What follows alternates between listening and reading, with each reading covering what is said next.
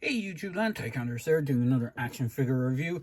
And if you're watching this at the time I hopefully get this uploaded, then happy and Merry Christmas to all those who watch my channel. I know it's not a Christmas themed video that I'm doing, but it's something I picked up that I think people might enjoy.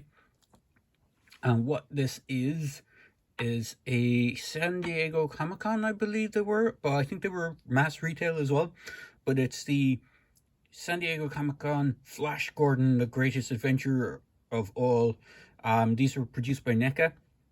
Now, these are the second Flash Gordon figures that Neca have produced. The first ones being the Defenders of the Earth figures. I do have the first three of those. There is two more on the way in the form of Mandrake the Magician and Lothar. I have Flash, Phantom, and the Ming from that line, but I want to do this quick video for these ones because they have less accessories than the Defenders series, so they're a bit quicker to get through. So without further ado, we'll have a quick look at the boxes first. So they come in these really awesome retro carded boxes. Now, these figures are designed to look like the old, I think it was Mattel.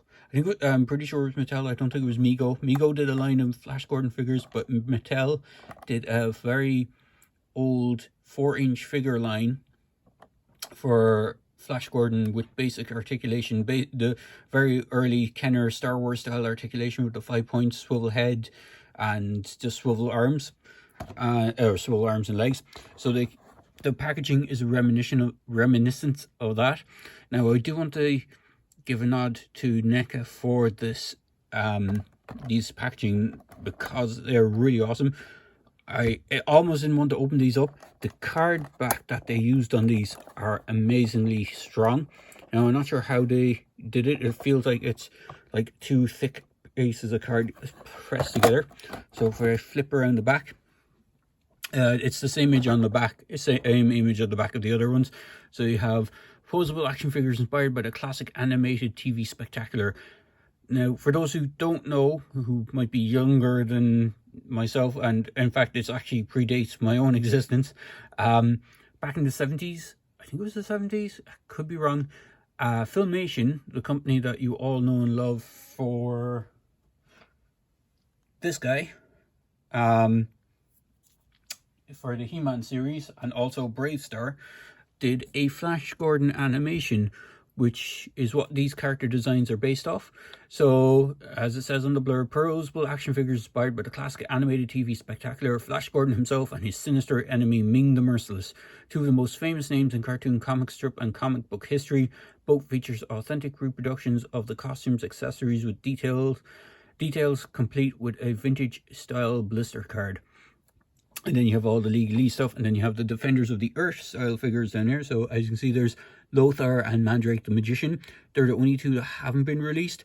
There is Flash Gordon, Phantom, and Ming the Merciless as based on those, and then you have directors and all the stuff.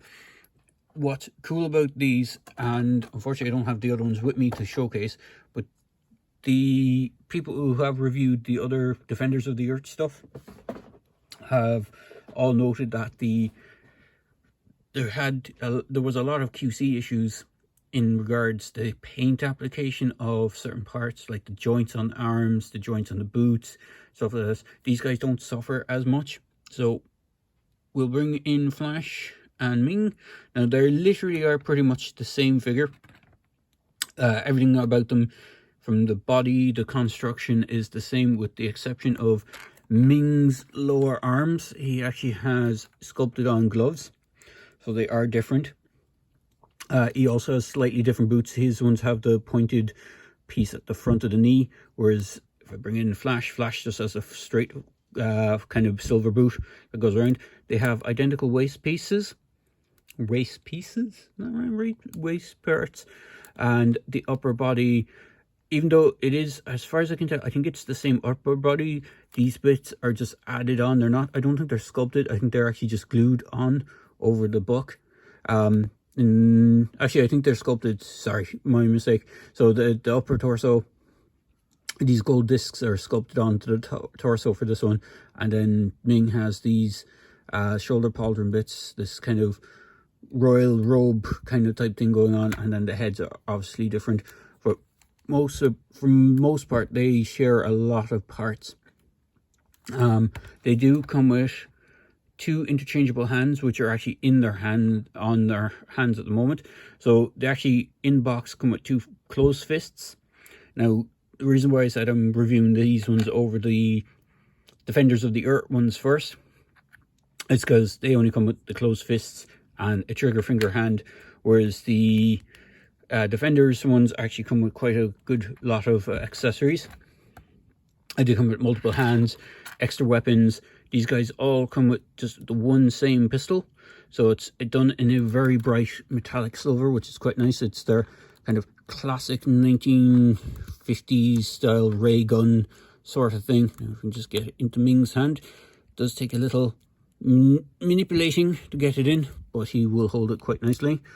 Articulation wise, arm can go all the way around. Shoulder has a hinge. There's a bicep swivel, dual jointed elbows, which are quite nice. Swivel and a hinge on the wrist. Same with the trigger finger wrist. Or sorry, the trigger finger hand. What's cool about Ming's is sculpted to have claws on his finger, on his trigger finger hand, which is something that Flash does not. The pistols are exactly the same. The head is on a ball joint. So with Ming, it's a little bit hindered because of this giant collar piece. You get a bit more range of movement with Flash. Now, one thing I will say is the Flash Gordon's head is a straight up reuse of the one from Defenders. The only difference being is the hair is the only thing painted, and the kind of facial features as in lips and eyes and eyebrows. The skin tone is done in an actual skin tone plastic. So on the other one, unfortunately, as I don't have it handy to hand, but the actual face skin was painted, and it gave it a very kind of matte, washed out finish, whereas this gives it a more lifelike finish. So it is quite nice. Again, the same articulation, arms. There's a waist swivel, which is hidden by these big belt pieces. Now on my Flash Gordon, it seems to be raised a little bit higher on his right side than on his left. If I just bring in Ming, you see Ming's is centered, whereas Flash Gordon's one is a little bit higher up. I think that's just a slight QC issue. If I heat it up, I could possibly push it back down, but it doesn't bother me too much. He does have an ab crunch, which has a ratchet in it. So, and the same with Ming. They can do splits that much. They can kick forward, kick back a bit. There's a swivel on the thigh, dual hinge elbows, knees, and swivel boot cut. There's a rocker ankle, and there is forward and back, and a toe hinge, which is something that Neca generally doesn't do on figures, but because this, I think the original use of these bucks, or the bodies for these, were originally used for the Neca DC Dark Horse crossover figures. So I think these were like the same ones that the Batman, Superman, it was a Green Lantern, they all used the same body sculpt. And that's where these are coming from. So it's a nice use for Neca to reuse some old, I wouldn't say really old, but you know, moderately old parts. Detailing wise on the back, they're fairly plain. Ming just has the back of the collar, and Flash just has that kind of, those weird kind of medallions, I suppose is the best way to describe them. I'm not sure what exactly they are. They never really explain what they are in the animated movie kind of thing, or in the comics. He just seems to have this kind of weird uniform, even though it's supposed to be from Earth. It kind of has a weird science fiction-y style uniform. I suppose that's what they were aiming for. But other than that, they are pretty good. And for those who are interested, the one thing I did bring over from the Defenders, I have the blaster effect. This is the pistol blast effect from the Defenders. Unfortunately, it does not fit on these. Now, there is another set of Ming and Flash Gordon figures on the way from Neca, and they are more based on the I think they'll be more based on the cartoon appearances. whereas these are based on the action figures line for that cartoon, even though the skin tones Ming in the cartoon actually has this green uniform. Even if I bring in the card back, or the card, you can see Ming down here, he has like a green tunic on as opposed to the almost flesh colored one, which is kind of interesting. Paint wise they're not, or sculpt wise they're not that much different, but they are coming with what is interesting. They seem to use the same waist belt piece, but on the other ones that they're doing is they will have a holster for the pistol, and they're also going to have a hole on this side for a sword sheath, and they're going to come with redone versions of the swords that come with the Defenders of the Earth figures. So the Defenders of the Earth figures, when I get around to doing it, and if you do watch the review for it, you'll see that they have translucent blades. So Flash's one is a translucent yellow, and I think Ming's is a translucent either green or red. I'm trying to remember what color it is, but they have translucent plastic for the blades on their swords, whereas on the next wave of kind of comic, I think, cartoon inspired versions of the figures, they will have just basic metal, silver metal style blades. So there is that. And then just for a size comparison, if I just get Ming to stand there, I'll just bring in the tape measure just so you can see how big these guys are. They are around the 7-inch line, so they are intended to be more in scale to kind of McFarlane figures for the DC multiverse, which is one of the figures I have here. The NECA Aliens figure line, which is just poking in here. If I just move the cards out of the way a bit, bear with me a moment while I bring in some stuff to showcase with. So the cards themselves are amazingly done. I really love the look of them. So here is the NECA Scorpion Alien, which I still don't think I've done a review for. Hopefully it's not going to fall over. Come on, stand up. There we go. So you can see the height of the NECA Aliens. Just because he's to hand off to the side here, I'll bring in the Todd McFarlane Spawn figure. I think it's the Mortal Kombat version Spawn, if I remember correctly. Come on, stand up. There we go. And then for a Predator, I have the first version of Ahab here. So I'll just bring them in over the side, so you can get a good look at different scales of figures versus these Flash Gordon figures.